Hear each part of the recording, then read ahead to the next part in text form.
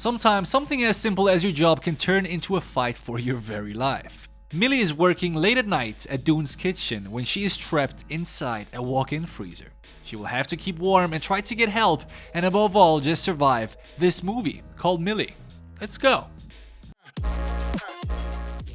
The film starts by having Mili introduce herself for an interview. She's 24, lives in Dehradun with her father, and is a nursing graduate planning on traveling to Canada for a better job to support her desperate family. Now just right after this, we see an ant not so subtly foreshadow the future events of this film by getting trapped in a freezer. There you go. Bad luck. Now we follow Mili as she goes through her daily routine. She helps her family with medical assistance and advice, attends her IELTS coaching class, and then heads to her job located within a mall. On her way inside, she is harassed by a rickshaw driver before passing the very friendly security guard. Hi there. She clocks in at the restaurant where she works, called Dune's Kitchen. More like Doom's Kitchen, as we will get to see shortly. Mili has a standard workday for the most part, but at one point gets a phone call on the store's phone from some guy begging her for forgiveness. This is Samir, Mili's boyfriend, whose calls she has been dodging for the past days. Seems like he is so desperate that he called the store itself, but Mili does the right thing and hangs up on him. She explains to her co-worker friend that Samir lied about attending a job interview to party, which is why she is mad at him. After work, she goes to see a movie with her father. While waiting for it to start, she gets another call from her boyfriend and ignores it once more, only for him to reveal that he is sitting right next to her. On top of that OP creep move, Samir refuses to leave until Mili forgives him, and after enough begging and charming, she reluctantly agrees. Alright, this should be seen as a huge red flag for any relationship, right? Calling someone at work to make a personal call is already not great, but stalking them is something else entirely. Samir didn't just accidentally end up at the same theater, during the same movie, and in a seat right next to her, right? He clearly followed her there, and then refused to go away unless she gave in. This is not someone you should be friends with, let alone romantically. People like this can prove to be dangerous, especially when they don't get their way. Mili should end things with this guy permanently and then distance herself as much as possible, which should be fairly easy since she's hopefully going to Canada anyway. Since Mili isn't the brightest when it comes to relationships, we see clips of her spending time with Samir added into another montage of her daily life. At one point, we see her at work showing a child how the fidget spinner toy from the kids' meal works, a minor detail that actually becomes important later on. She also receives a good IELTS exam result, but can't hide the fact that leaving her friends and family will be increasingly difficult for her to bear. As Mili arrives home from work one night, she yet again catches her dad smoking cigarettes. Fed up with his blatant disregard for his own health, she throws away all of his hidden smokes and his lighter. The next day at work, she and a co-worker are in the restaurant's walk-in freezer. The co-worker says that they get cold more easily because they are vegetarian and that Mili doesn't because she eats meat. Now that sounds like an excuse, and it probably is, but there is actually some truth to this, okay? Meat is full of protein, and proteins cause the greatest increase in heat production during metabolism. Also, red meats are a good source of iron, which help with blood circulation, which in return helps with keeping you warm. So your diet can affect your body's regulation of temperature. Myth not busted. Mili gets a phone call from Samir. He tells her that he got a job but will have to leave town for it. He also agrees to pick her up from work, even though he was just out celebrating with some friends and drinking. After visiting the temple, they are riding home together on his bike, when an officer flags them down for not wearing a helmet. Samir is quick to pay the fine and tries to leave in a hurry, giving the excuse that he just wants to get Mili home, but the officers find his behavior too suspicious. They give him a breath test and find him intoxicated, so they take the couple into the station. This is why Mili should have picked a better boyfriend. To everyone out there, obviously don't drive drunk. If we truly care about someone, we shouldn't endanger their lives by giving them a lift while we are intoxicated. And we shouldn't hop on anyone's bike if the driver is drunk either.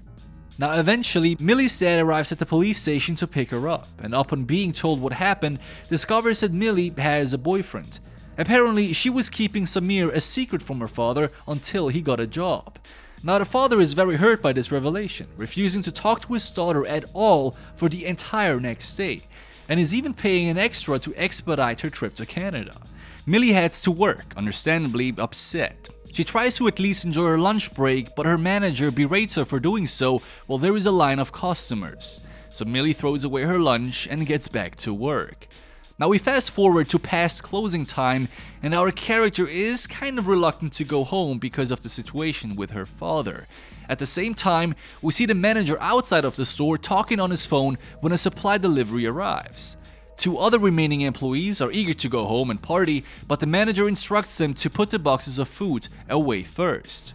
They begrudgingly comply, but bump into Mili on their way to the freezer and beg her to do it for them since they have plans. Alright. Mili agrees and grabs the key for the freezer. Wait, a key? Why in the world would a walk-in freezer need a key? Now, I've worked in restaurants before and, walked in and out of freezers all day long, and none of them had even a lock on them.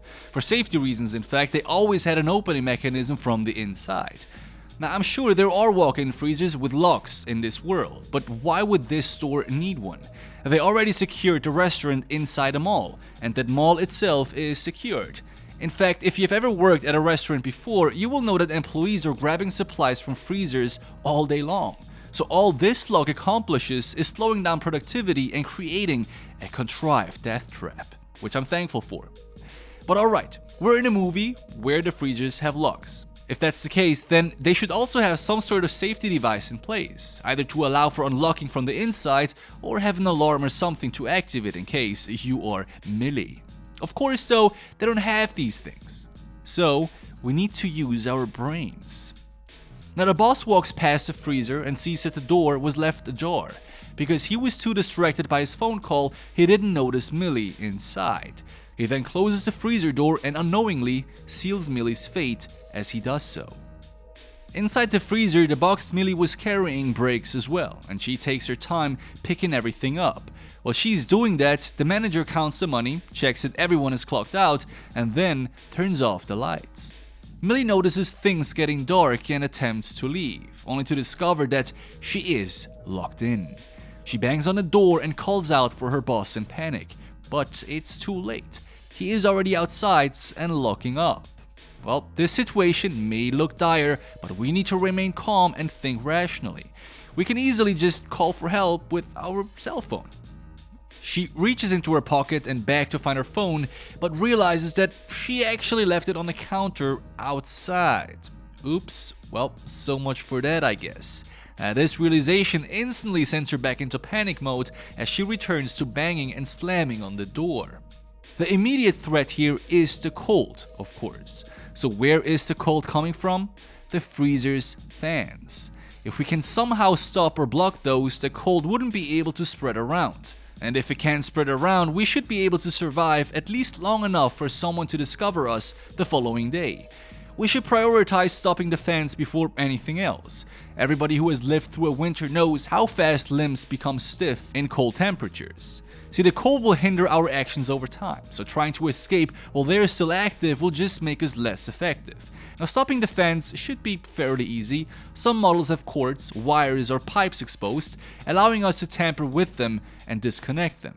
If that is not an option, such as in the film, we will have to be more direct. We can just block the fans by sliding a shelf over or stacking enough boxes in front of them. Not ideal, but still alright. We could also just break the fans by jamming something in them, such as the metal legs of the stepladder or a box of frozen goods. There are multiple options, but I think it's safe to assume that we will be able to break this thing rather sooner than later. But instead of stopping the cold, Mili decides to try and smash her way out by ramming the door with a cart.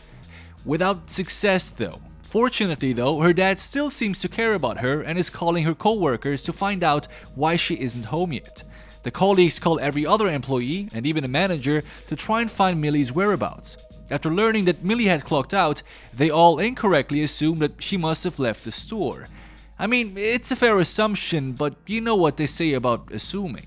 At least they could have communicated the last whereabouts of Mili that they knew about, which of course was the freezer. Now I'm not sure if that would have been enough to reopen them all and go to check, but it certainly would not have harmed stating that.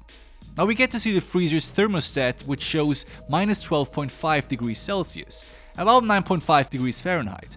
Our character is already showing signs of hypothermia as she frantically tries to warm herself up. Apparently she has already given up breaking out and has no thoughts to stop the fans. If we are going to try and simply tough out the cold, we should be doing more than just rubbing our arms together. Mili, for example, has a casual shirt in her bag to change into after work. It's thin, but every layer of clothing helps massively.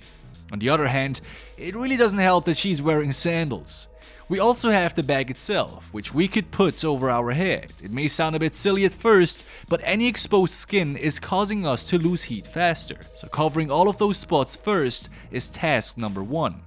Number 2 is to avoid the cold air circulating around. If we are unwilling or unable to stop the fans from pushing the air, then we need to move ourselves to a spot where the cold air can't pass over us.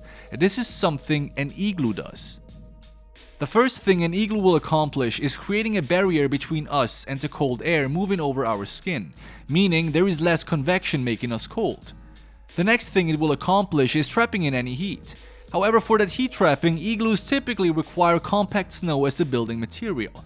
But do not worry, cardboard is actually a pretty good insulator too, and that is a material we have plenty of in here.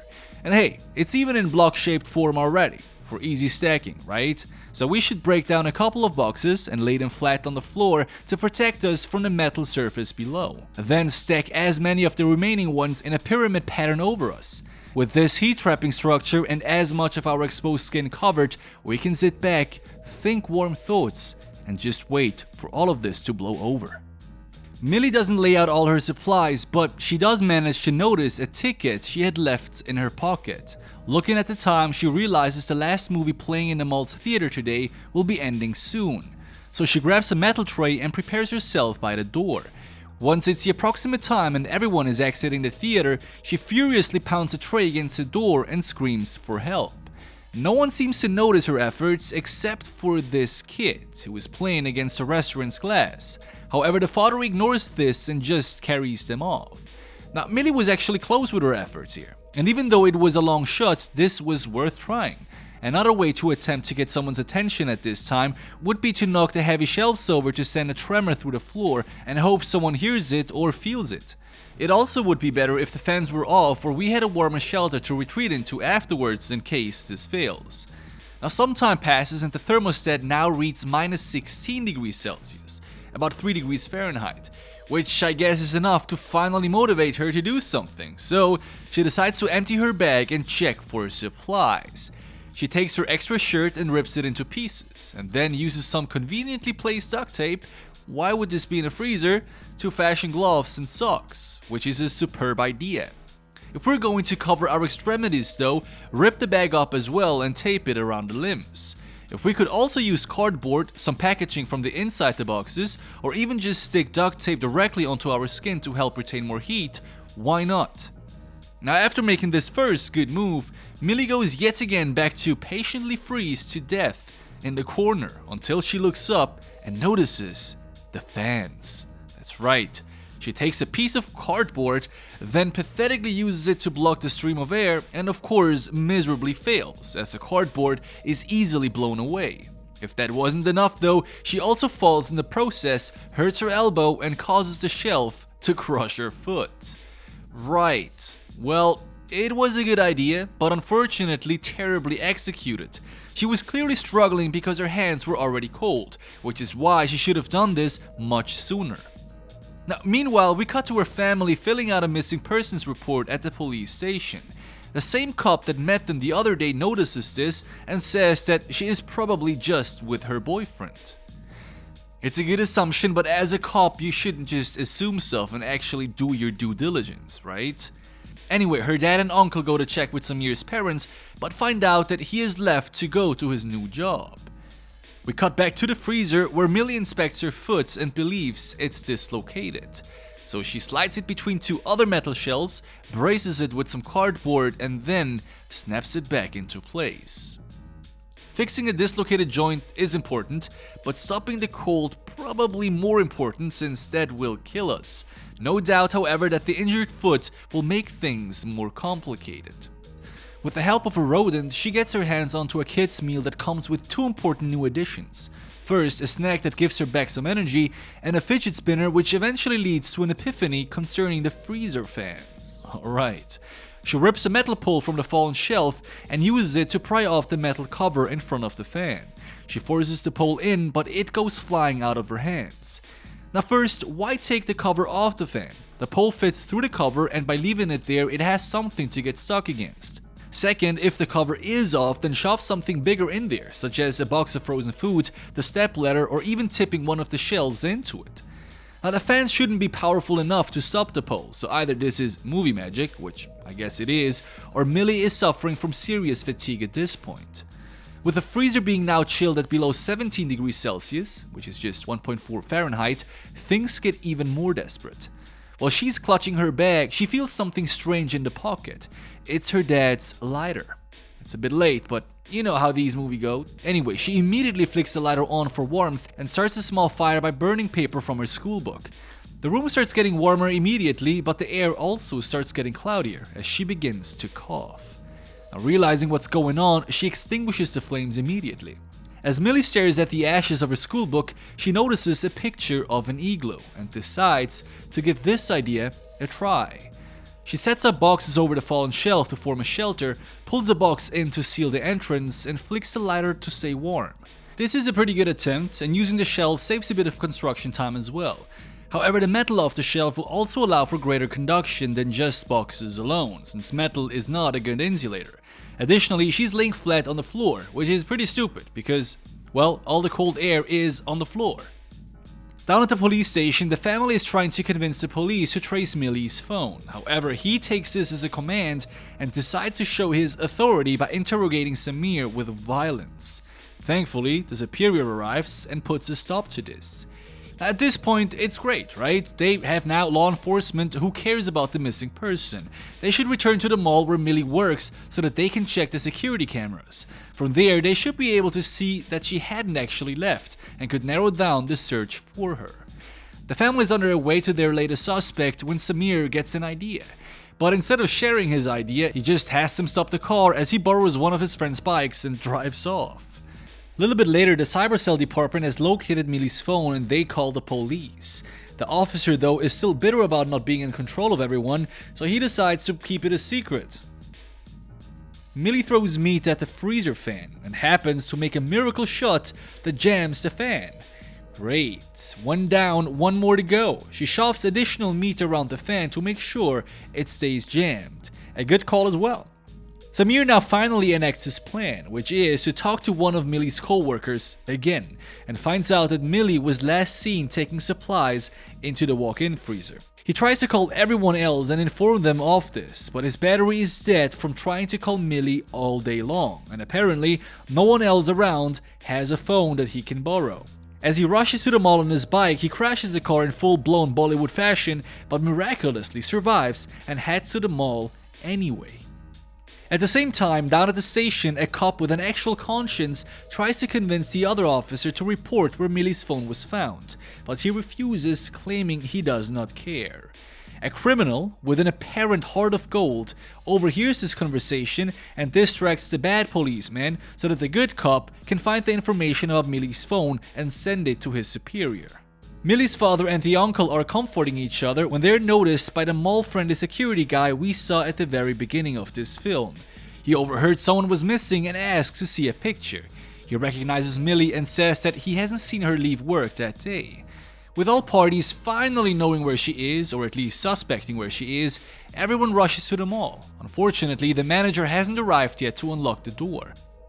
Meanwhile, Mili, without knowing that her people are there to look for her, she discovers a screw on the wall she's leaning against and uses her hair clip to remove it.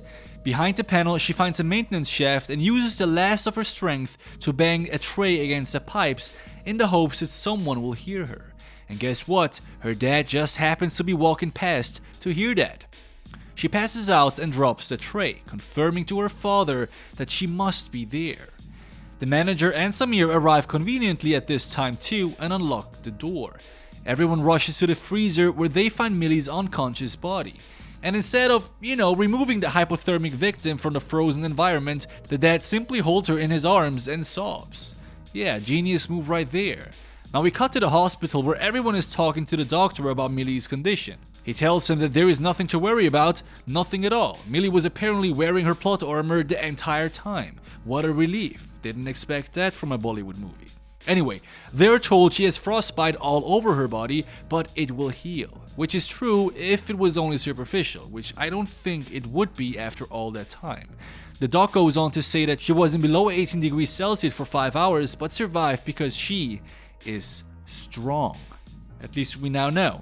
And finally, Mili's dad and boyfriend gather around her bed and decide for her that she will not be going to Canada. Mili asks about their financial debt, but the father just says that they will manage, no problem. So, that is a very unexpected happy ending of this beautiful, amazingly done movie. What is the moral of the story? Well, if we stay away from walk-in freezers with locks on and follow basic safety instructions, we should be good. Thanks for watching, my friends. I see you next week. Take care, and of course, binge another one.